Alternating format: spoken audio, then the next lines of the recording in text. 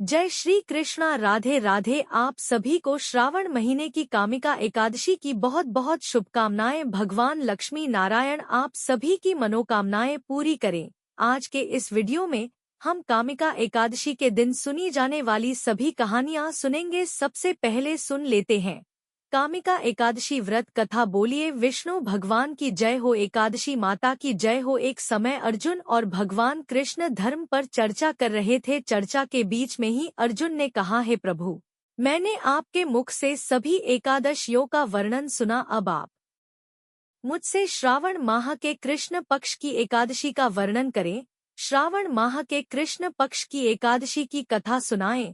इस एकादशी का क्या नाम है, इसका व्रत करने की क्या विधि है, इस व्रत में किस देवता का पूजन किया जाता है और इस एकादशी का उपवास करने से मनुष्य को किस फल की प्राप्ति होती है, सारी बातें मुझसे विस्तार से कहे। तब भगवान कृष्ण ने कहा, है अर्जुन, मैं आपसे श्रावण माह की पवित्र एकादशी के बारे में बताता हूँ, एकादशी की कथा सुनाता हूँ, आप ध्यान से सुनो।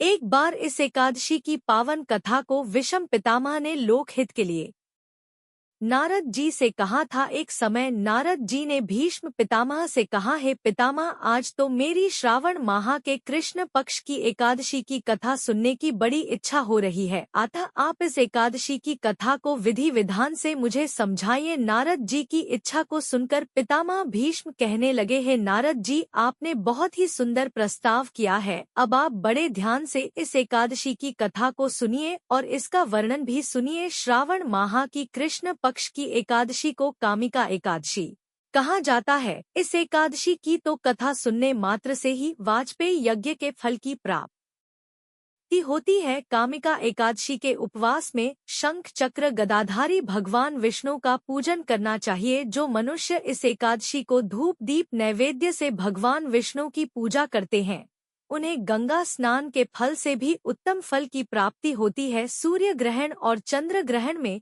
केदार और कुरुक्षेत्र में स्नान करने से जिस पुण्य की प्राप्ति होती है, वही पुण्य कामिका एकादशी के दिन भगवान विष्णु की भक्ति पूर्वक पूजा करने से प्राप्त हो जाता है। भगवान विष्णु की श्रावण माह में भक्ति पूर्वक पूजा करने का फल समुद्र और वन सहित पृथ्वी दान करने के फल से भी अधिक होता है। व्याधपात में गंडकी नदी में स्नान करने से जो फल प्राप्त होता है, वही फल भगवान की पूजा करने से प्राप्त हो जाता है। संसार में भगवान की पूजा का फल सबसे अधिक है, अतः भक्ति पूर्वक रोज भगवान का पूजन करना चाहिए। रोज भगवान की पूजा न कर सके तो श्रावण माह के कृष्ण पक्ष की कामिका एकादशी का उपवास तो जरूर करें।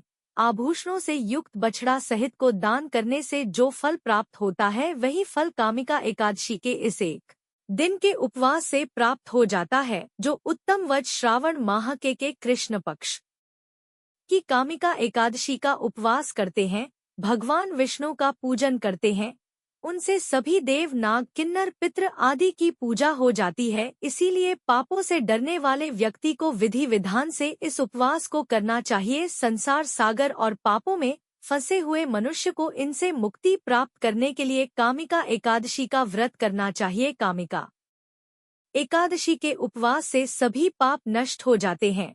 बोलिए विष्णु भगवान की जय, माता लक्ष्मी की जय। अगर कथा अच्छी लगी हो तो को लाइक करें, शेयर करें और सब्सक्राइब करें ना भूलें। एकादशी कथा के बाद हम आपके लिए श्रवण माह की कथा लेकर पुनः उपस्थित होंगे।